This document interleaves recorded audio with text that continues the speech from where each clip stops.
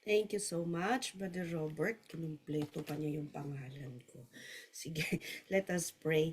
Father God, we thank you, Lord, for this evening once again. Binigay mo para kami ay magpatuloy na mag-aral tungkol sa pagpupuri sa inyo. It's all about praise and worship. And indeed, O Lord, that we need to learn about this and the seriousness of all these matters. Sa amin pong pag-aaral, I just commit everything unto your hands. May you just hide me, that you alone shall be our teacher tonight. And I pray for every student, give us the alertness, and keep us awake, O God, all throughout the lesson. Salamat, Ama. Your name be glorified. In Jesus' name, amen. Ayan. So, I think we ended with seriousness of the worship ministry. So just a recap, no? Ano yung mga key things to consider in worship leading? Natakal na po natin yung preparation and the seriousness of the worship ministry. So we will now go to the privilege, okay? That we have to, number 3 is that worship leading is a privilege, no? Or did we finish this? No, not yet, hindi pa, umpisahan lang natin. So, worship leading is a privilege po, mga kapatid. It is not, hindi po tayo entitled, hindi po tayo, ang tawag dito, hindi tayo karapat-dapat. No? Ang galing po na, we have to understand na it is God who has chosen us. No? Being a privileged being a privilege, no, in worship leading, pag sinabing privilege, mga kapatid, it is because tayo po ay marami po ang pwedeng mag-lead, pero tayo po ay pinili sa dami ng pwedeng mag-lead, but it is not because we are very good, no, but it is only by the grace of God. Nakuha po ba natin yon? Now, there are things that we have to understand when it comes to being a privilege, worship leader, leading, being a privilege. Ang una po na dapat maintindihan natin, when it comes to worship leading, no one but the Levites are to lead praise and worship. Okay? No one but the Levites. Ibig pong sabihin, sila lamang po ang qualified na mag-worship leading. So, sino po ba ang mga Levites dito? Mga kalahi ni Levi. Di ba? Wala po. Di ba? But we praise the Lord that we have been given the privilege. No, kahit na hindi tayo direct line ni Levi. Okay? So basahin nga po natin sa 1 Chronicles chapter 15 verse 1 and 2. Okay? In 1 Chronicles chapter 15, sabi niya po dyan, after David had constructed buildings for himself in the city of David, he prepared a place for the ark of God and pitched a tent for it. In verse 2, sabi niya, then David said, look at this, no one but the Levites may carry the ark of God, because the Lord chose them to carry the ark of the Lord and to minister before Him forever. Okay? So, yan po, very specific na nakalagay dyan na no one but the Levites ang dapat na gumagawa nito. So, for us, it is a privilege, no? Ulitin po natin yung definition po ng privilege. I-recap lang natin. I gave it last time. Receiving grant or special right that most people have. Na ibig pong sabihin, marami po ang pwedeng mag-lead ng praise and worship. No? It is a privilege. And tayo ay nagpapasalamat sa Panginoon dahil natanggap natin yung pagkakataon or yung karapatan na mag-lead ng praise and worship. Although hindi po tayo karapat-dapat. Alright? At sabi niya dyan, it is God, because the Lord chose them to carry the ark of the Lord. So it is because of the grace of God kaya po tayo nakakapag-lead ng praise and worship. It is not because of our own ability. It's not because of our own skills. Okay? We have to always remember that kasi the moment na Ang kabaliktaran po kasi ng privileged is entitled, no? Yung privilege, natanggap mo yung karapatan na maging parte ng isang bagay. Yung entitled, feeling entitled, yung sinasabi mo na karapatan ko, no? I am with may karapatan ako to be part of that, which is it is, you can see that by the definition itself, nasabi niya entitled is believing oneself, no, to be inherently deserving. So sa believing to oneself, andun yung self-exaltation. So we have to understand na hindi po tayo entitled, hindi po tayo karapat-dapat, but only because of the grace of God that we have been chosen. Right? Next, when it comes to worship leading as a privilege, there is a prescribed way. Okay? The second point there is a prescribed way. There is a prescribed way. So in First Chronicles, let's start from First Chronicles chapter, and the same po, let's start from verse 11. Then David summoned Zadok and Abiathar the priest, and Uriel, Asaiah, Joel, Shemaiah, Eliel, and Aminadab the Levites. Verse 12, he said to them, "You are the heads of the Levitical families. You and your fellow Levites are to consecrate yourselves and bring up the ark of the Lord, the God of Israel, to the place I have prepared for it." In verse 13, it was because you, the Levites, did not bring it up the first time that the Lord our God broke out in anger against us.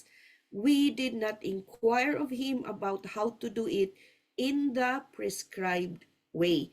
So napag-usapan na po natin from the very start na nabuksan itong lesson na ito, na there is about the story of the Ark of the Covenant, na dahil hindi nag-inquire si Haring David, even if he was king, hindi siya nag-inquire sa Panginoon anong nangyari, pumalpak yung pagdala nila, yung pag-uwi nila ng Ark of the Covenant. So balikan nga po natin saglit yung from verse 11. Okay? Bakit namatay si Uzzah? Sabi niya, then David summoned. So there is a prescribed way. So there is a process. So tignan po natin, sabi niya, then David summoned Zadok and Abiathar the priest, and Uriel, Asaiah, Joel, Emaiah, Eliel, and Aminadab the Levites. Verse 12, sabi niya, he said to them, "You are the heads of the Levitical families." So even here, makikita natin na hindi lahat. Tama po ba? Hindi lahat pinili. Alright? Hindi lahat ay pinili. So the prescribed way started there. Doon pa lang nag-umpisa na yung pamamaraan, yung tamang pamamaraan. Ano ba yung pastor? Fast forward nga sa verse 13. Ano yung prescribed way sa Tagalog? Tamang paraan. Tama nga. Alright? So yung tamang paraan, yung umpisa pa lang, hindi lahat. No? So hindi lahat natatawag, hindi lahat ay tinawag na makisama sa pagbuhat sa Ark of the Covenant. So it starts there, pinipili po. So sana pag tayo po ay hindi napili, no? Part of pag-aaralan natin ngayon, pag tayo po ay hindi napili, ay sana wala pong sasama ang loob, no? Kasi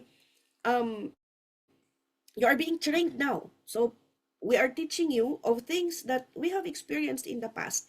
Meron po talaga yung magtatampo, hindi ay nag-expect siya na siya ang maglilid ng praise and worship.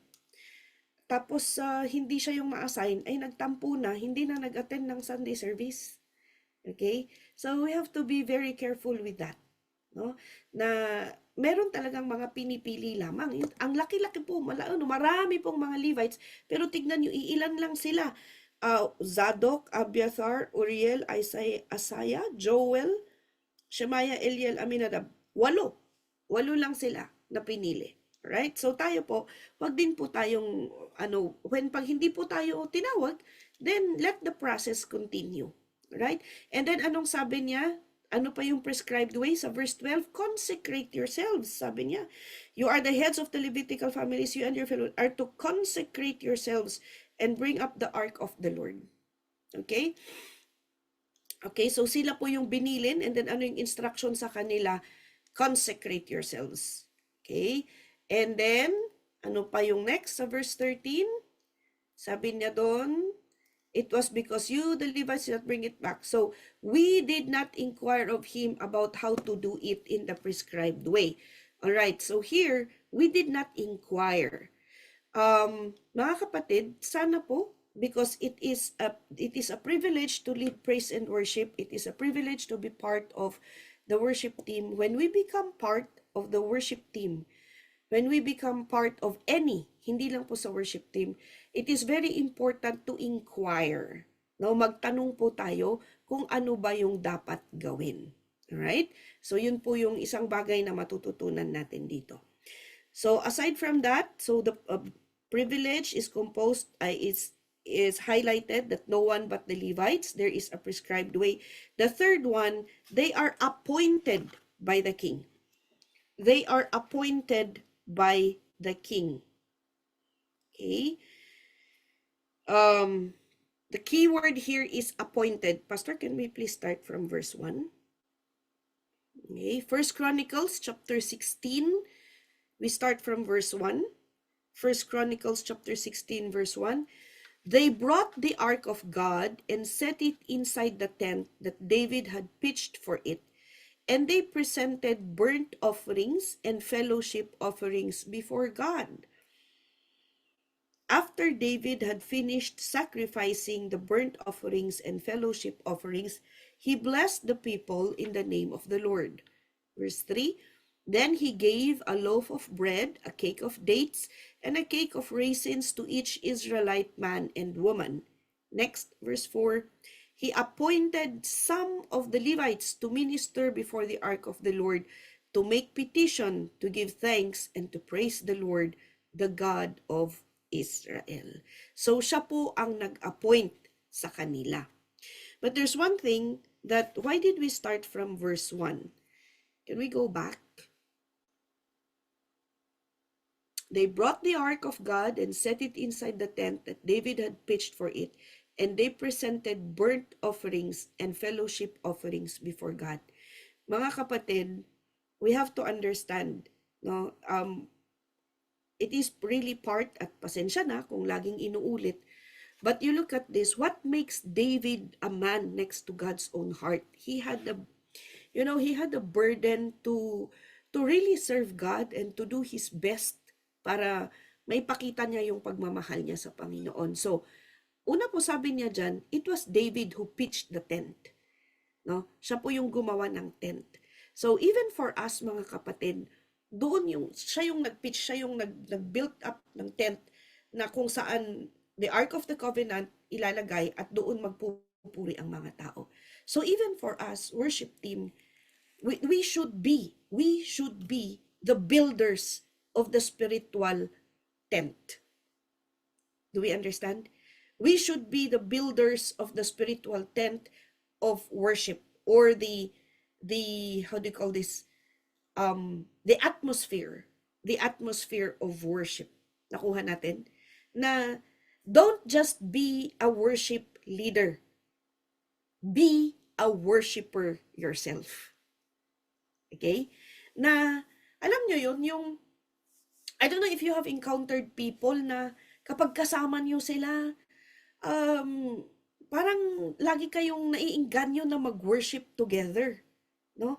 Hindi yung kung ano-ano lang yung pinag-uusapan, hindi yung fellowship lamang na kwentuhan-kwentuhan, but tayo dapat being part of the worship team and being worship leaders.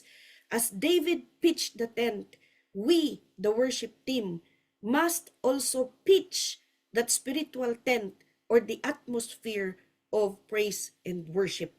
Na kapag tayo magkakasama, whenever there's a pagkakataon, get the guitar. Or kaya po, by the way, may I see the hands of those na kayang mag-gitara? Basic. Sige nga, just keep your hands up kasi I'll have to move to page 2. Saglit lang ha. Moving to page 2. Okay, at least meron. So we encourage na bawat isa po we should learn how to play the guitar. Kahit basic man lang. Although, meron yung iba, they want to play keyboards, hindi po masama. But, sabi nga po ni Pastor Chris, yung guitar kasi, since it's acoustic, no? We have acoustic guitar, kahit walang kuryente, no? Pwede tayong mag-praise and worship kahit walang. Although, of course, hindi tayo nakadepende sa music because we are not a music major worshipers. No, wala po tayong sakit na MMWS. Alam niyo ba yun? Music majors, MMS, music major syndrome, na sabi ni Bishop Ruel, nakadepende lang tayo sa music, hindi tayo makapag-worship pag walang instrumento. Hindi po tayo ganun. But of course, because we desire to give the best to the Lord as much as possible kung ano yung instrumento na meron tayo. So, it is a requirement. Actually, in the Philippines, it's a requirement that all DTC students should undergo guitar lessons. Kaya, hang in there, kahit na hindi nyo pa alam, but you can start now. You can request to your pastor, baka meron po may free time, pwede kayong turuan ng mga basic man lang na paggigitara. Right? Ulitin ko po, why do we prioritize na gitara? Because you can take the guitar anywhere. Kahit sa mga liblib na lugar na walang kuryente. We experience it here in Nagano. Wala pong worship hall sa Nagano. Especially when we were just starting 15 years ago, when we were just starting, 2015, it's 10 years ago, wala talaga. Ang worship place is by the river, o kaya sa park, or doon ang binigay sa amin, nung pag umuulan, is yung tambakan po ng recycled, parang basurahan siya, tambakan ng mga boxes na for recycling. Wala po kaming ilaw. Ang ilaw po namin, cellphone. No, praise the Lord for the na-experience po namin yung ganun na pagsisilbi, at gabi lang po pwedeng service kasi nagtatrabaho po yung mga farmers na kapatid, wala po wala po silang day off, no? Madalang lang po noon talaga ang may Sunday sila. And during busy season, doon po kami talagang every Saturday evening ang service at wala pong kuryente. So we had to depend on the guitar. Gitara lang. So we encourage everyone, please learn how to play the guitar. Now, so that we will be able to build, we will be able to pitch a spiritual tent of praise and worship. We'll be able to build an atmosphere. And one thing that we always have to remember, bilang mga, if we intend to build a atmosphere of worship, sabi niya po sa salita ng Panginoon na you cannot be praising the Lord with your lips and cursing at the same time, no? So, ano yung makakaapekto kung gusto natin na mapadali, ang ating pag-create ng worship atmosphere, then we have to watch out kung anong lumalabas sa bibig natin. And what comes out of the lips is actually what is inside our heart. So, kaya nga sabi ko kanina, don't just be a worship leader. Be a worshiper yourself. Na dapat yung puso natin laging nagpupuri sa Panginoon. Kapag ang puso mo laging nagpupuri sa Panginoon, ay talagang ang lalabas lang sa iyong bibig ay mga pagpupuri sa Panginoon, you will have a pure heart, then it will be very easy for you to create an atmosphere of worship. Next verse po tayo, Pastor. Anong ginawa ni David? Part of building a atmosphere of worship, after David had finished sacrificing the burnt offerings, siya mismo nag-offering. Nakuha natin? Siya mismo po, nag-offering siya. Actually, sa kanya siya po talaga ang naging sponsor ng mga pang-offerings noon. And so for us, no, maybe some of you here, I don't know everyone, maybe some of you are already part of the worship team. Hindi po tayo excused, ha? I know siguro na ituro na to sa inyo, but for emphasis, I would like to say it again here. Hindi po tayo excused na hindi maghulog ng offerings. No, kaya yan po talaga ang isa sa mga binabantayan po nila Bishop, ang ating mga bishops, Bishop Moses, nag-umpisa kay Bishop Moses hanggang sa naipasa niya po sa 4 na mga bishops po natin, and even to our pastors, it's a requirement na makita talaga nila na naghuhulog tayo ng offerings. Kasi in the past, bakit naging sensitive si Bishop sa ganyan, napansin niya na after kumanta ng choir, dumidiretso sa upuan, hindi naghuhulog ng offerings. Yan. So, kung napansin po, if you are part of the worship team, of the music team, pag anniversaries po natin, itong mga nakaraan na anniversaries, dati po is nasa gilid yung offering box. Meron po talaga doon, may naka-assign po na taga-finance na binabantayan na makapag-offering po lahat ng musikero, kahit yung mga nagbabantay po ng ating sound system. Now, for us, and then I think after a day or two, nilabas na po, pinakita na kasi Bishop Rachel asked, she questioned, nag-offering ba yung mga kumakanta sa choir? So sinabi namin na yes po Bishop, meron po sa likod. But of course, it's important nga naman. Part of our, we are learning now that we need to be transparent in everything. So yan, na nilabas po. So what am I trying to emphasize here? As part that we have been called and um, naging parte tayo and it's a privilege to be here bilang pasasalamat natin. No? It should be part na tayo po ay nagsasakripisyo talaga, nagbibigay po tayo ng offerings po natin. And remember, the cry of David, the standard of David when it comes to offerings, I will not offer to my God something that costs me nothing. No, pag nag-offering talaga si David, yung may halaga talaga sa kanya. And then in verse 3, hindi lang yan, ano pa ang ginawa ni David, inisponsoran pa niya. Then he gave a loaf of bread, a cake of dates, and a cake of raisins to each Israelite man and woman. So yun po no, na part din ng music ministry, part po ng ating commitment here in the worship team. Yan, si David ang nag-sponsor nung pagkain. So even for us, no, it is our responsibility to meet our needs in the ministry. So pag nag-practice tayo, for example, pag may practice, we take care of our own expenses. Okay, that's part of a worship team. We take care of our own expenses, we take care of our own pamasahe, since we are all working naman. No, even yung umawit kanina, si Sister Charmaine, nagtatrabaho na rin kasi yan, no, nag-aarbayto na siya kaya nakikiambag din, no. She's taught to shoulder her expenses, she's taught to give her own share, she gives her own contributions, no. Hindi po excused. In the Philippines, meron po ba tayong DTC student dito na nag-aaral pa? Can you make yours? Wala naman yata. So since we are all adults and we all have income, so that's part of it na kailangan tayo rin po. We take care of our expenses. In the Philippines, yung mga adults na may trabaho, they have to pay for their fare whenever they go for practices. They take care of their food. Ang sinusuportahan po ng church ng pamasahe is yung mga choir. Minsan kasi especially pag big events, anniversaries, kailangan ng maraming kakanta. Sino nakakita na po sa inyo, kahit online man lang, nakita nyo yung choir ng Free Believers pag convention sa Pinas? Sa gym, di ba? Ilang bleachers yung, ang dami-dami nila, and they have to do it like that because para marinig. And most sa kanila po, mga estudyante. So, yung mga estudyante po, sila po yung tinutulungan from from the administration, sila po ang tumutulong. Nagre-request po ang ating choir director sa Pilipinas na pwede po bang suportahan yung pamasahe ng mga estudyante.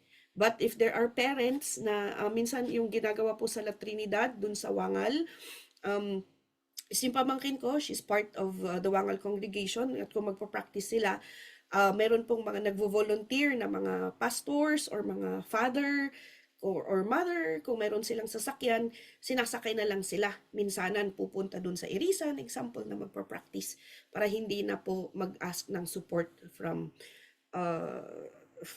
whoever na mag-asa ng pagtutulungan. Okay? So, I'm sorry that I had to insert it there because it cannot be denied. We cannot just jump to verse 4 without checking this na it's part kasi ng ating pagsisilbi. And so tignan po natin that David, no, and so even if he is in authority, even if siya po ang hari, he does his part. So even for us mga kapatid, when you become pastors already, when we all become pastors, then we do our part, no? Parte po 'yon. Okay? Ng ating pagsisilbi. Alright? And so, anong sabi niya dyan? In verse 4, he appointed some of the Levites to minister before the ark of the Lord. Verse 4 po, Pastor. He appointed some. So, there is, in the worship ministry, there's no self-appointment. Okay, you write that in your notebook. In capital letters, there is no self-appointment. No? There's no such thing as self-appointment po pagdating sa worship ministry. So, in our case, the worship leaders are appointed by our pastors. Pastors or the one, I don't know if how you do it there in Central and in the South. Siguro sometimes, siguro for kung yung pastor ay maraming iniisip, dinedelegate na niya sa music coordinator yung paggawa ng schedule, which is okay as long as may authority naman na binigay yung pastor. But to sum it up, talagang yung pastor po, the authority should come from the pastor. Sila po ang nag-a-assign. Okay? Everybody can be a worship leader. Pwede pong lahat ay maging worship leader, pero hindi lahat ay nabibigyan ng pagkakataon. Yun po yung nakalagay po dito sa textbook ninyo. And so, sabi niya po dito, if you are appointed by authority, kapag ikaw po ay naatasan, then do your best. Yeah? And meron ba ditong matanong ko lang, may matututunan tayo dito.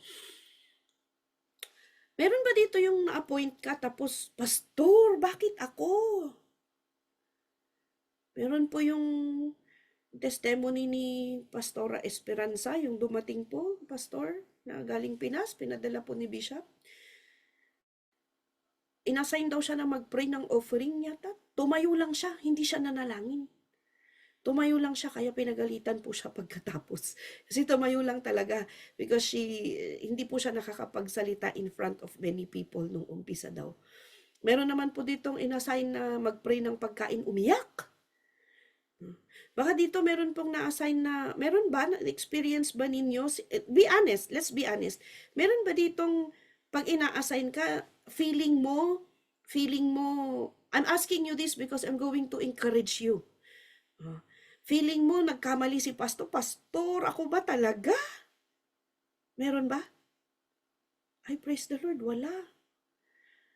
Ay, sandali, tignan ko sa next page, baka meron. Marami akong nakikitang inaantok yung nakikita ko. Meron ba? Ay, wala. O meron ba dito yung pastor, pag inassign pastor, bakit ako? Hindi ko kaya. Meron ba? Ay, wala. May tumatango, Pastor, hindi tumatango, hindi nag-raise ng kamay, tumatango lang. Okay. There was one time that I kept on praying about that. Lord, ano bang gagawin ko sa mga ganito? No? Nasobrahan yata ng humility. What will I do? What will I do? Lord, give me wisdom how to deal with them, how to encourage them para tumayo. Alam niyo ang sagot ng Panginoon? Takutin mo sila. Takutin mo sila. Sabi ko, paano? Lord, how? You know, the Lord has been speaking ilang araw din bago pinaintindi ng Panginoon. Sabi ng Panginoon, I am the creator of mankind. And your pastor is my servant. So when he assigns you, in effect, I am the one who is assigning you. Sabi ng Panginoon. Do we understand? Yan. So, pag ina-assign ka ng pastor mo, you have to understand your pastor is under the control of God. So, huwag mong sasabihin na nagkamali. Pastor, nagkamali po yata kayo ng tinuro. Pastor, nagkamali po yata kayo ng inassign. Alam mo, sabi ng Panginoon, sabihin mo sa kanila, takutin mo sila, hindi sa takutin. You make them realize that it's dangerous to say that. Because it's like blasphemy against me. Para mong sinasabi, Pastor, mali ka. Pastor, nagkamali ka. para mong sinasabi na nagkamali ang Panginoon na nag-utos sa pastor mo. Do we understand? Naintindihan natin yon? Tumatango lang na naman kayo. Nakaintindi, itaas ang dalawang kamay at iwagayway. Dalawang kamay at iwagayway. I praise the Lord. Kasi, so wala nang magsasabi na, Pastor, nagkamali yata kayo. Pag nakikita yung schedule, Pastor, pangalan ko ba talaga yun? Baka namali kayo ng spelling, Pastor. Bakit ako? You know, because when your pastors or your music coordinators assign someone, they pray about it. And it is God who leads them. Yeah, yun. So, I hope na wala nang magsasabi na parang nagkamali si Pastor. No. What do? You grab it and say, thank you, Lord, because even if I'm like this, nakikita mo pala ako, Panginoon. May iyak ka na lang dapat, di ba, Lord, kahit ang liit-liit ko. Sabi ni David, who is man that you are mindful of him? Sino ba ako, Panginoon? Salamat. It's a very humbling privilege na nakikita mo pala ako, Panginoon. Alright? So, kasi, sabi niya pa dito sa libro, because if you don't grab it, and if you don't do your best, God can give it to another. Aayaw-ayaw ka, ibigay ng Panginoon sa iba, nung binigay na sa iba, tsaka ka umiiyak, naku, ba't pa kasi ako nagpakipot? Diba? So, whenever we are being given the privilege to serve, you grab it and you do your best. Okay. Ito, pakinggan nyo ito mga kapatid. Matindi ito. Do not think, huwag mong isipin, do not think that you are important. Do not think that you are important trying to believe that God's presence will not come when you are not there.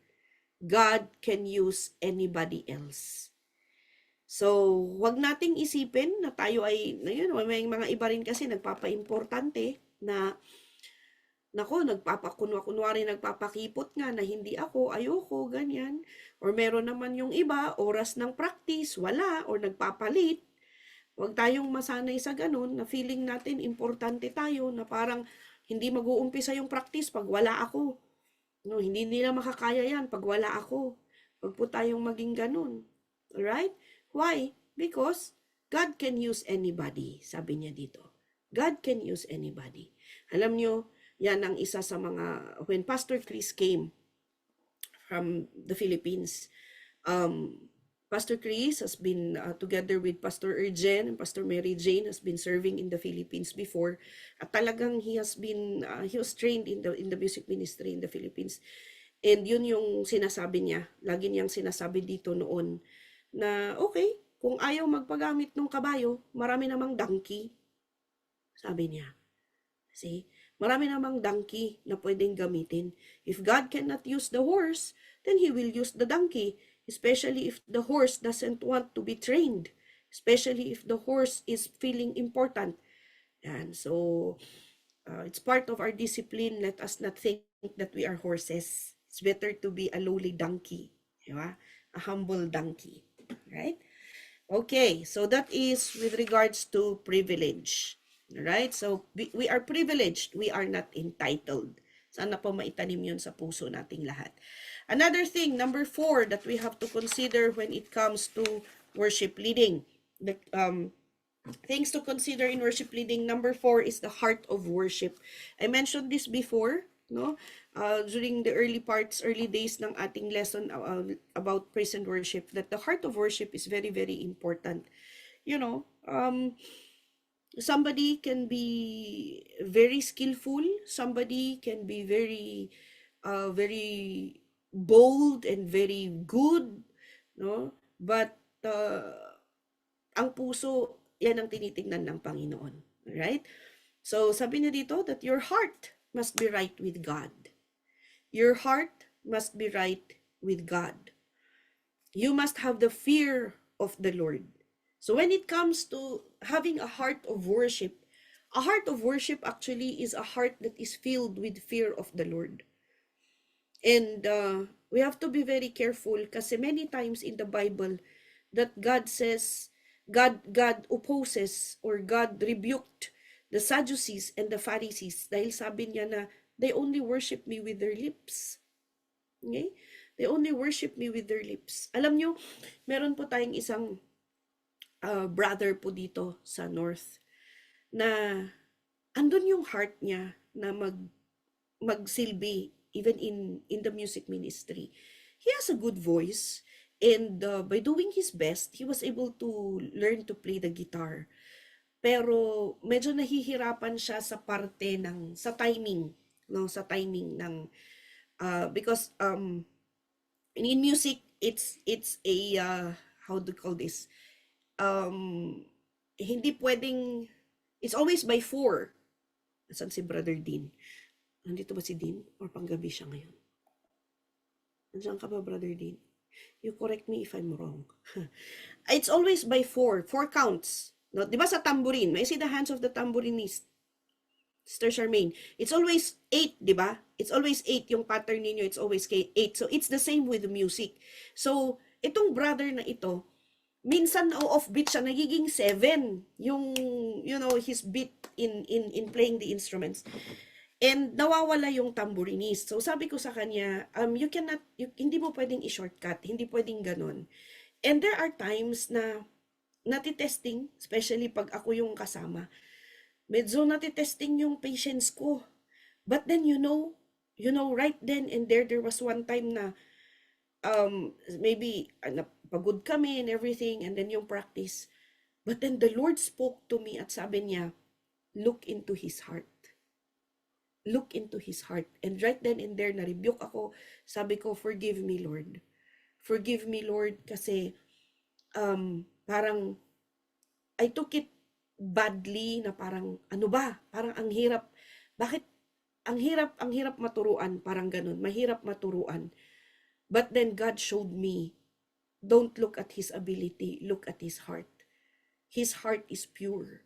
I see his heart, sabi ng Panginoon. And so, doon ako na-rebuke and first hand talaga na nangusap ang Panginoon sa akin. And it's really important, my dear brothers and sisters, having the heart of worship. It's not because we have good skills na sasabihin natin that we are true worshipers. No. Many are skilled. Meron po tayong mga kapatiran that they can play any instrument.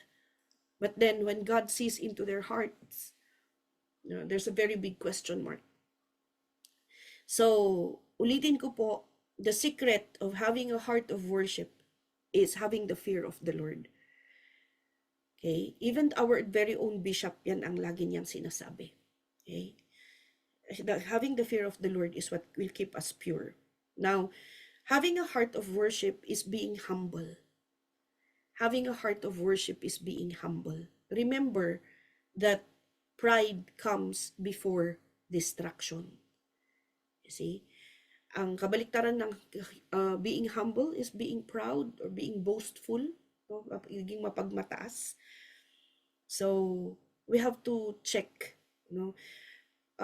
Hindi po pwedeng tumayo sa harapan ng Panginoon ang ma-pride. Okay? So, let's all have a heart of worship. Let us be humble. Another thing in having a heart of worship is we need to be submissive. You need to be submissive.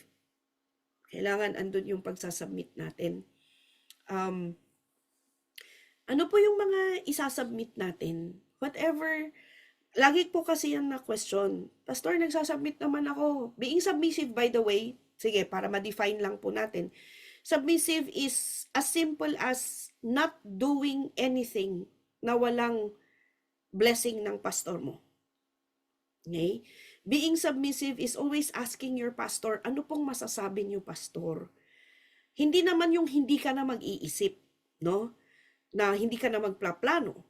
But instead, you make your plans and then you submit it to your pastor. Pastor, ito po yung, let's put it simply. Naging pastor ka na, graduate ka ng DTC, naging worship leader ka, and then na-assign ka na mag-lead. Pastor, ito po yung line-up ko. Ano pong masasabi ninyo? May masasuggest po ba kayo? Okay? Or otherwise, you become part of the kitchen ministry. And so even yung menu, Pastor, ito po yung plano ko na menu. Ito po yung plano na menu for the whole month. Ano pong masasabi ninyo? May maisasuggest po ba kayo? Pastor, ito po yung plano po namin na activities for this month. Submitting it to the pastor and asking, may masasabi po ba kayo? That is simply putting submission. Hindi po siya mabigat kasi ang sasabihin ng iba nakakasakal. Bakit lahat kailangan ipaalam kay pastor? But you know, submission is acknowledging. That's why humility and submission actually goes hand in hand. Hindi mo pwedeng sabihin na humble ka pero hindi ka nagsasubmit. Diba? If you are humble, then you know how to say, Pastor, kailangan ko po ng guidance ninyo. Submission is simply admitting to yourself na kailangan mo ang guidance ng pastor mo. Now, pagdating sa ministry, okay po, pastora, walang problema. We can do that. Kaya kong gawin yan. Alam mo, mas maganda, ganito lang yan. Umuulan po ba dyan sa inyo ngayon? Sino umuulan? Ang mga lugar nila. Umuulan sa amin eh. Mga taga Isisaki, umuulan. Huwag na kayong lumingon sa bintana. Umuulan po talaga. Di ba pag umuulan, magpapayong ka? Pag may payong ka, hindi ka mababasa. Tama? Pag nilabas mo yung ulo mo or yung katawan mo at ginilid mo, tinanggal mo yung payong, ano mangyayari sa'yo? Mababasa ka. Pag nabasa ka, magkakasakit ka. Tama? Ganun lang po yung submission. Pag lagi kang nagsasubmit, para kang may payong, may protection ka. Do we understand? May mag-guide sa'yo, may magka-cover sa'yo, may magsasabi sa'yo ng tama at mali. Pero pag hindi ka nagsasubmit, ay basang-basa ka, magkakasakit ka. Magkakaproblema ang mga ministry na naipagkatiwala sa'yo. One thing that we have to understand, sabi natin kanina, na-discuss po natin, that worship leaders are just appointed by the king. Ibig pong sabihin, in-appoint ka lang. Wala kang authority on your own.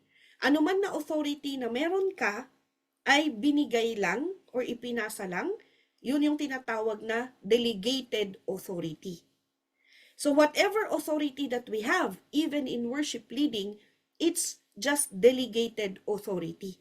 It's very important to understand that. Kasi pag alam mo na delegated authority ka lang, walang problema sa submission. Andyan yung pagkilala mo na, sus, kaya nauna yung fear of the Lord. Nako, hindi ko to pinagpaalam or hindi ko to na-submit. Walang blessing si pastor. Hindi niya nakita yung line-up ko. Kailangan masabi ko sa kanya. Okay? Darating sa'yo yung mabuburden ka. Darating sa'yo yung mabuburden ka na hindi na-release ng blessing ni pastor itong ginagawa mo. Okay? Now, let's go to, how about pastor, saang extent po? Wala pong problema, pastor. Kaya ko pong gawin yan when it comes to ministry. Marami po ang mga submissive sa ministry. Pero, hindi po submissive sa personal. Yan. Medyo mahirap nga. Bakit pati yung love life ko pakialaman pa? Ha? Ilang beses po yan na naitanong. Even po sa Hong Kong, even sa Canada, pag nanonood po tayo ng mga question and answer. At isa lang po ang sagot ng mga pastors natin, ng mga bishops natin. Binabalik nila actually, sinasagot nila with another question. Bishop, kailangan po bang pati ang personal isubmit? Sagot po ni Bishop Rachel, tanungin kita, yung pastor mo ba? Pastor mo lang sa ministry o pastor mo talaga sa buhay mo? Nakuha natin? Bakit pag may problema ka, pag malala na, tsaka ka na lang nagpapa-prayer request? Siguro mas maganda kung nag-submit ka at submission is just simply saying, Pastor, may problema po ako. Nag-away po kami ni Inday. Ano po ba ang gagawin ko? Ayan. Kaya, Pastor, may plano po kaming ganito. O meron po tayong isang brother. Pastor, uh, praise the Lord at may visa, no, SSW. Paumpisahan ko po na magpatayo ng bahay, apartment sa Pilipinas. Siguro yung plano niya is para pag natapos na yung visa niya, at least may mag-source of income ba sa Pilipinas. Sabi ko sa kanya, praise the Lord, because of submission, nakapangalan ba sa'yo yung lote, yung lupa? Ay, hindi pa po, Pastor. Ay, huwag mo munang patayuhan. Ipalipat mo muna sa pangalan mo. Do we understand? May deed of sale na po, Pastor. Kahit na may deed of sale na, ipalipat mo muna sa pangalan mo. Sige po, Pastor. You see, that is the importance of submission. Kuha natin, at least may mag-a-advise po sa atin. Dahil aminin po natin, marami po tayong hindi alam. Okay? Now, another thing why submission is important. Tinanong po yan namin dati kay Pastor Eli. Actually, it was Pastor Roland na nagtanong. Andun lang po ako. No? Nagfe-fellowship po kami daan sa bahay po nila Pastor Jeff sa Mitaki. Tinanong ni Pastor Roland, Pastor, paano po yung very submissive sa ministry pero hindi po submissive sa personal? Ang sagot po ni Pastor Eli ay hindi maganda yan. Dahil kung hindi submissive sa personal at hindi na iga-guide, hindi na bibigyan ng gabay, darating ang time, darating ang araw, maaapektuhan ang ministry. Totoo po yan. Okay? Pag hindi submissive sa personal, pag hindi mo man lang you don't ask for prayers for your problems, wala kang magiging support. But if you have problems and you tell your pastor, Pastor, may pinagdadaanan ako, pwede po bang humingi ng prayers? At least, pag pinag-pray ka ng pastor mo, you'll have, you will be refreshed and you'll be able to do your ministry. Okay? So, we need to be submissive. Another thing, when it comes to heart of worship, we need to be obedient. We need to be obedient. Siyempre, what is the opposite of obedience? Magtawag nga ako. Gising pa ba kayo? Madali lang naman siguro yung question. Sinong nakikita ko to? Brother Rusty. Sino si Brother Rusty?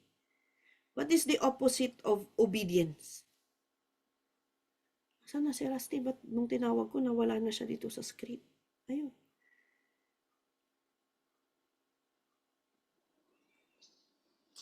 Good evening po, Pastora. Sige, what's the opposite of obedience? Disobedience, Pastora. Praise the Lord.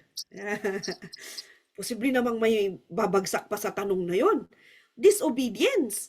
Now, disobedience is equivalent to sin. Do we understand? Now, if you're disobedient, you're committing sin. What removes you from the presence of God? What takes away the Holy Spirit? What causes the Holy Spirit to go away? Sin. See? Now, how will you lead worship? Ang worship leading is to bring down the presence of God.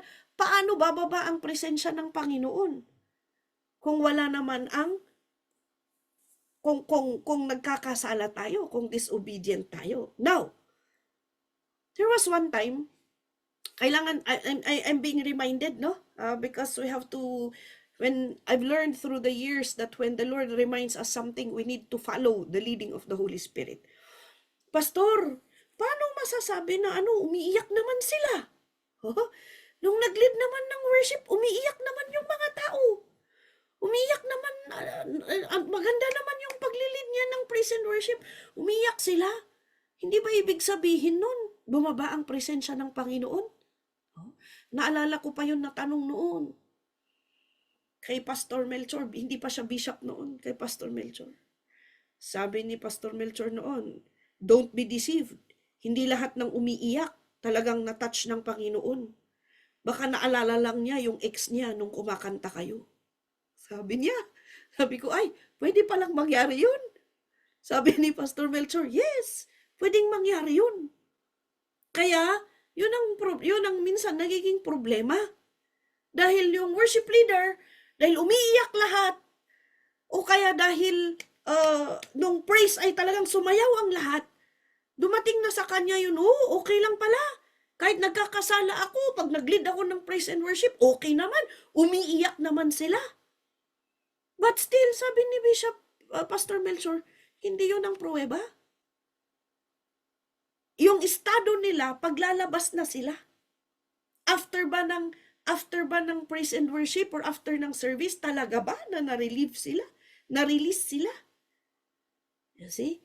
Kaya sabi ko, ganun pala yun. Kasi yun yung question ko noon eh. Nung tinuturo rin ito ni Pastor Bishop Melchor noon, yun yung question ko. Bakit ganun? So, pero umiiyak naman yung mga tao, sabi ni Pastor Melchor. Baka naalala lang niya yung ex niya. Kaya siya umiiyak. Ha? So, we have to, baka meron yung tumatawa. Yan, ang saya-sayang sumasayaw dahil crush niya pala yung worship leader. Kaya hindi niya maiwasan na talagang sumayaw. Pero wala talaga ang presensya ng Panginoon. So we have to be careful, you know. We have to be very careful. And if we really want the presence of God, kasi what is the basis of this? Matthew 7:21 to 22. Diba? Not everyone who says to me, Lord, Lord, will enter the kingdom of God. Many will say to me on that day, 22 to 23, many will say to me, have we not been prophesying? We have been driving out, even nagmi-ministro sila. Tumatayo sa harapan. Pero anong sabi ng Panginoon? I will plainly tell them, I do not know you, you evildoers. So, pwede pa rin pala tayong magministro. Totoo po yan. I'm telling you firsthand, even right now. There's no need to mention, but well, as part of learning, meron po tayong musician ngayon dito na medyo dinidil ng Panginoon. Dahil may ginawang hindi pleasing sa Panginoon. Kaya medyo pinaupo muna ng Panginoon. But matagal na pala na ginagawa niya. Matagal na ginagawa hanggang lang na sinabi ng Panginoon. Kaya nung kinausap ko, sabi niya, matagal na po, Pastor. Kaya sabi ko, totoo pala. You can still be serving. Pwede kang nagsaserve pa rin. See? So you have to be very careful. Okay? Kaya, yan. Sabi ko sa kanya, sayang. Nagulat siya kasi we are preparing for a concert in Nagano this November. Nagulat siya, may concert. Nakatingin siya sa akin nung in-announce ko. Sabi ko, you just help in prayer. You will not be part of the team. You sit down muna. You will not be part of the team pa. Okay? So, ganun po, no? If you don't have the heart of worship, we lose the privilege. Yan. I-connect natin. No? If you don't have the heart of worship, you will lose the privilege. Now, ulitin ko po, let us not deceive ourselves. Huwag po nating lokohin ang mga sarili natin. Okay? We can still be ministering. Sabihin natin, okay naman. Nakakapag-lead pa rin naman ako. Umaawit naman yung mga tao pag kumakanta kami. Nakakapagtugtog naman ako para namang walang epekto. No. It's really different. The presence of the Holy Spirit is really different when everyone has a pure heart. Okay? Next, when it comes to the heart of worship, we need to be servants. We need to be servants. Kailangan maging servant tayo. Meron po kasi yung magaling tumugtog, gustong-gustong tumugtog, pero ayaw magpunas ng instrumento. Ayaw mag-set up. O kaya pagkatapos ng concert, andun na, umalis na, kipag-fellowship na. Ay, sino kayang magpupunas ng gitara na ginamit niya? Sino kayang magpapack up? Sino kayang magbubuhat ng speaker? Yung pastor? Yung pastora? Hello? Yan. Nakakahiya naman kung malipat ka ng outreach. Nakakahiya, malipat ka ng outreach, tapos tatawag yung pastor na lumipat ka. Sabi nung bagong pastor mo, tawagan ko nga yung pastor niya dati, tanungin ko kung kumusta siya. Nung tumawag dun sa pastor, ay pastor, ano po yan? May heart naman siya.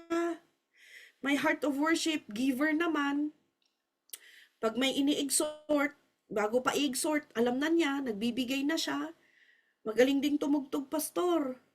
Pero hindi talaga nagbubuhat yan ng instrumento. Si-set up mo na lahat-lahat. Tutugtog lang siya, yun lang ang gusto niya. Hindi nakikibuhat ng speaker yan, pastor. Pati yung cable, hindi man lang inaayos. Nakakahiya naman kung ganun yung evaluation sa'yo ng pastor mo. Tapos sagot nung sumalo na pastor, ay ganun ba? Alam ko na. Alam ko na yung mga style na ganyan. Actually, narinig ko na po yun na usapan ng dalawang pastor. No? Andun ako kasama sa sasakyan, nag-uusap yung dalawang pastor sa telepono, naka-speaker kasi driver yung pastor nakausap. Sabi ko sa isip-isip ko, kawawa naman tong dalawang pastor na to. Parehong may experience na ganun, na hindi servant yung mga musicians nila. Huwag tayong ganun. Sabihin mo sa sarili mo, be a servant. Amen? Pagdating sa bitbitan, magbitbit tayo. Pagdating sa pack up, mag-pack up tayo. Let us be part of the setting up, be part of the concert, be part of the worship team, be part also of the packing up. Kumplito. Laging sinasabi ni Bishop Ruel, kung magsisilbi ka rin lang, magsilbi ka na ng todo-todo. Tutuhanin mo na. Amen? Alright. Do not be bossy. Sabi niya dito sa libro. Okay? You need to be committed. No, hindi na natin yan. You need to be committed. Isulat nyo lang. Kasi ipa-quiz. No? Ano yung mga dapat gawin to have a heart of worship? You need to be committed. Na-discuss na natin yan. You need to be a giver. Na-discuss na rin po natin yan. You need to be committed. You need to be a giver. And you need to know how to sacrifice. Okay? You need to know how to sacrifice. Kailangan andyan yung pagsasakripisyo. No? Na oras ng practice, especially pag yan sa Central, I think, sunod-sunod na mga concerts, anniversaries, sa South, ganun din, wherever we are. Sakripisyo talaga. Okay? Now, there is a very important note here na sabi niya, if we have this, kung meron tayo nito, kung meron tayong puso na tama sa Diyos, kung meron tayong fear of the Lord, kung meron tayong humility, kung submissive tayo, kung obedient tayo, kung servant tayo, at committed, at giver tayo, at marunong tayong mag-sacrifice, at itong mga to ay ginagawa natin in increasing measures. Increasing measures. Sinong nakinig kagabi ng Asia Midweek? Nanood ba kayo? Asia Midweek service? Ano yung number 2? Na evidence that you are a powerful Christian? Your faith should be progressing, not declining. Diba?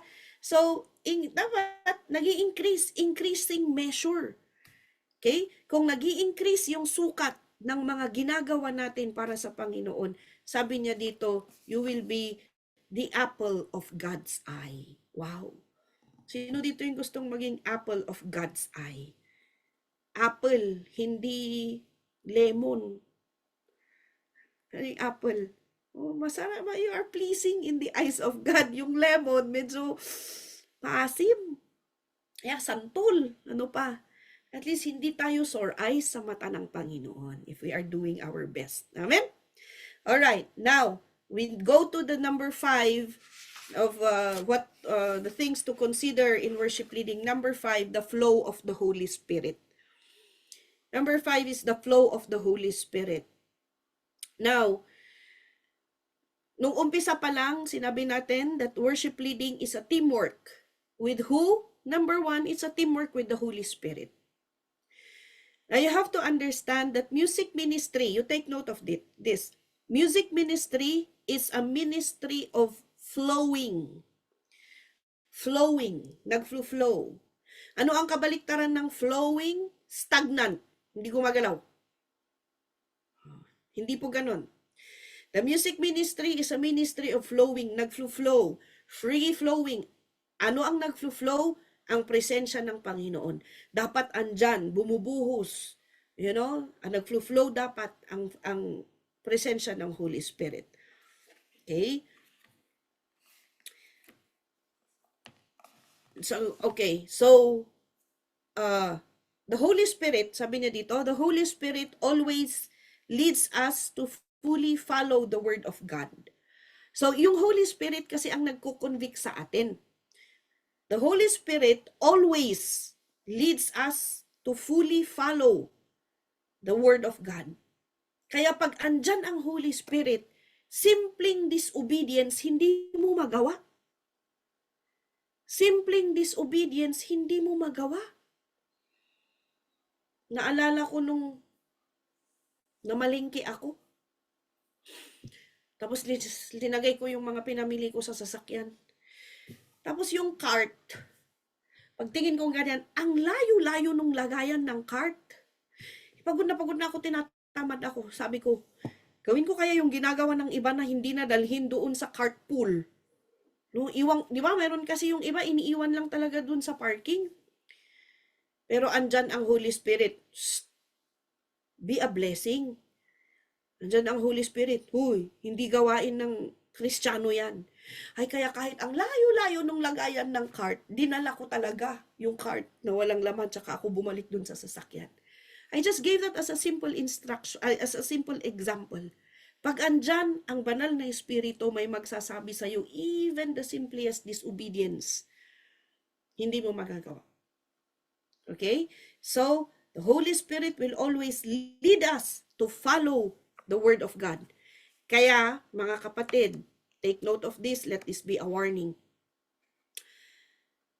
Kapag wala nang nagko-convict sa'yo na mali ang ginagawa mo, kapatid, lumuhod-luhod ka na, medyo delikado na ang salvation mo. Medyo naka-ICU na. Dahil pag wala nang nagko-convict at parang normal na lang ang magkasala, wala na ang Holy Spirit. Wala na ang Holy Spirit. Wala ka ng seal of redemption.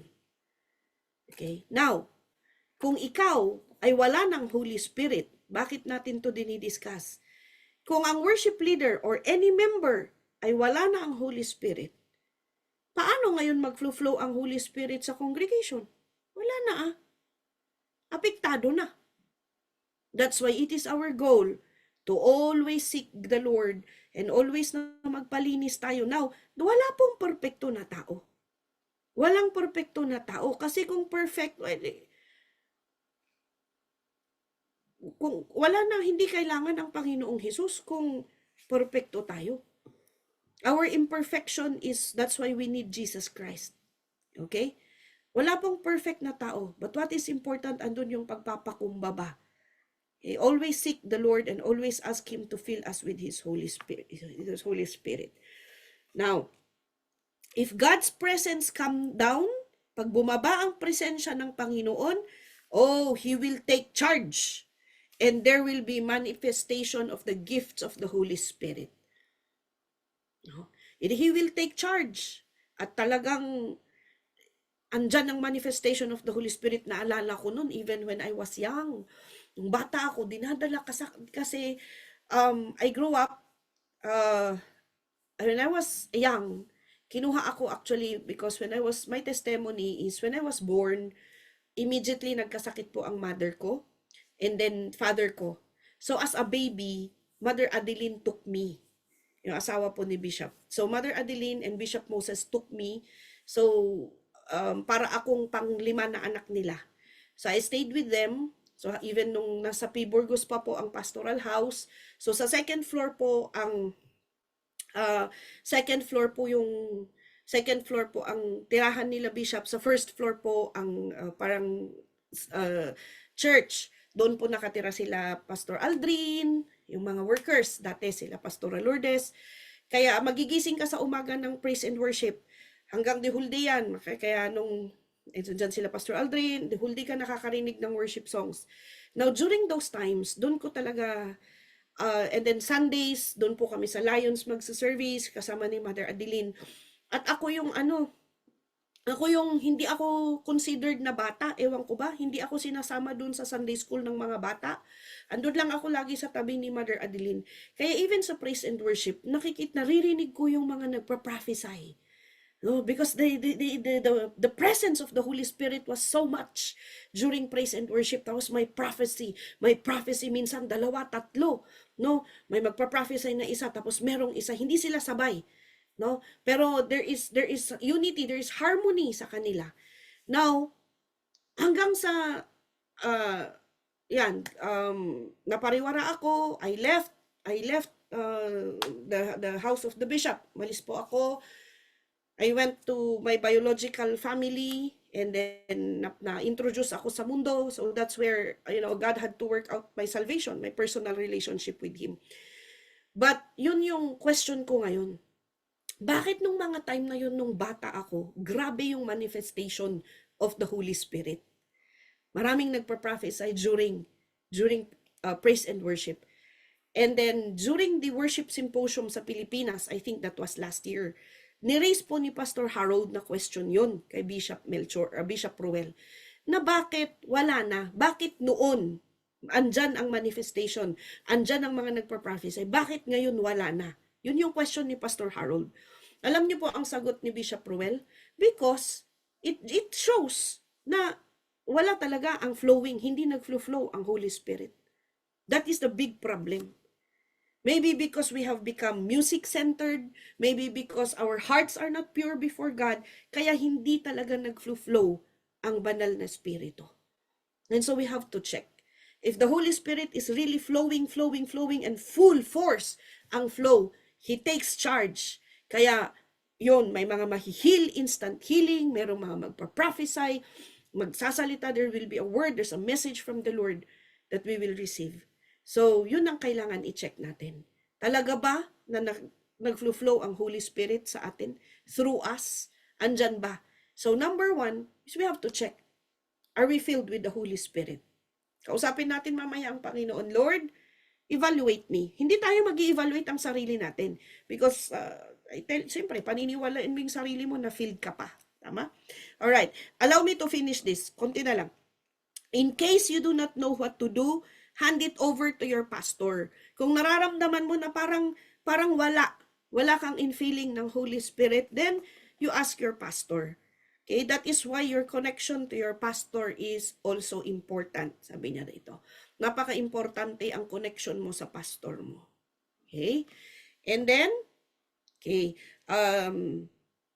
sabi niya dito, making line up. Making line up is just like making a message. Yan, gumagawa tayo ng mensahe. Kaya, preparing a lineup is like preparing a message, kaya dapat andyan ang leading of the Holy Spirit. Okay? Dapat andyan yung leading of the Holy Spirit para mai-align yung mga awitin ninyo sa mensahe din ng Panginoon sa araw na yon. Alright? Can you just give me 5 minutes?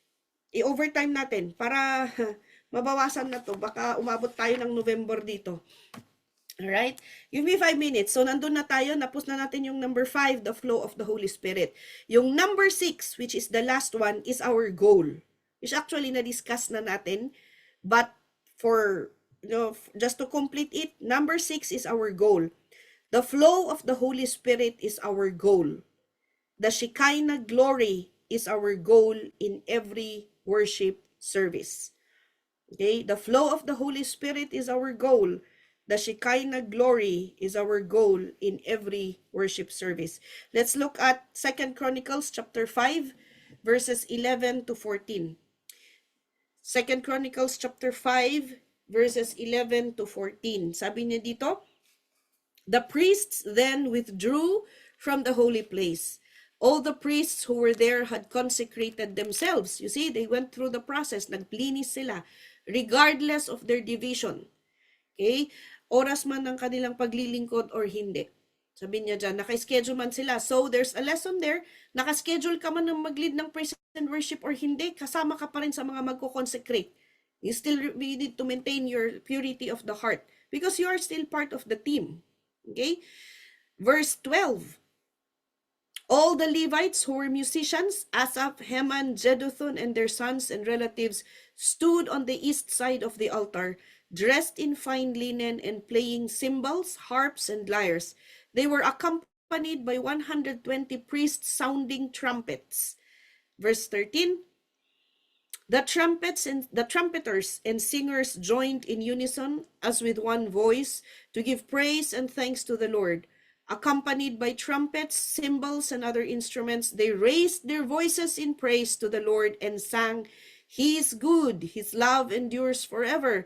Then the temple of the Lord was filled with a cloud. Verse 14, and the priests could not perform their service because of the cloud, for the glory of the Lord filled the temple of God.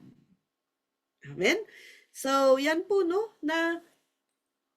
na-experience nyo ba na ikaw yung nagigitara but because so much yung presensya ng Panginoon, binitawan mo na yung gitara at wala na. Wala nang tumugtog and you're just part of the worship. But it does not matter. It did not matter. Lahat kayo nagpuri. Na-experience nyo na ba yun? That because of the so much infilling of the Holy Spirit, pati yung nagda-drums, tumigil na rin and there was just pure worship, pure spontaneous worship. Okay? Yun po ang goal natin. Na ang bawat isa, makakalimutan niya ang problema niya. Ang bawat isa, hindi na makatayo sa presensya ng Panginoon at nagpuri na lamang. Now, that is our goal. And yung goal natin, na Shekinah glory ng Panginoon, hindi natin makakamit unless that we prepare ourselves properly, unless that we are serious to be part of the worship ministry, unless that we acknowledge that this is a privilege and that we are not entitled, and that we have to have a heart of worship, and that we need to be filled with the Holy Spirit para makamit natin ang goal natin, which is the Shekinah glory ng Panginoon. Amen? Ay, naintindihan po ba tayo? Huwag kayong magsasawa sa akin, ha? Ayaw kasing ipasa sa iba, tapusin. Yun lang naman ang usapan namin. No, it's our usapan na we need to, finish per lesson. So, lesson 8, I still have 1, 2, 3, 4, 5, 6 pages back to back. Tagal-tagal pa tayong magkakasama. Praise the Lord. Sana hindi po kayo magsawa sa akin. Meron pong making lineup, song selection, song analysis. I hope that when we get to song selection, Pastor Chris, wala. Next week, wala siya eh. He'll be pang night shift siya para makapag sana siya, tumulong. But we'll see. Okay, then we have the song analysis and many more. Okay? So, yun lang po. And let's pray. Father God, we thank you, Lord, sa mga natutunan namin. Thank you na natapos namin ngayong gabi ang biblical part, biblical side ng the theory, we can say the theory of worship leading. And as we go into the mechanics or the technicalities, I pray na hindi po namin makakalimutan itong mga natutunan namin, because we know that this is the foundation of our worship leading. Salamat, Panginoon. May you just seal everything in the hearts of your people. In Jesus' name, amen. Amen. I give it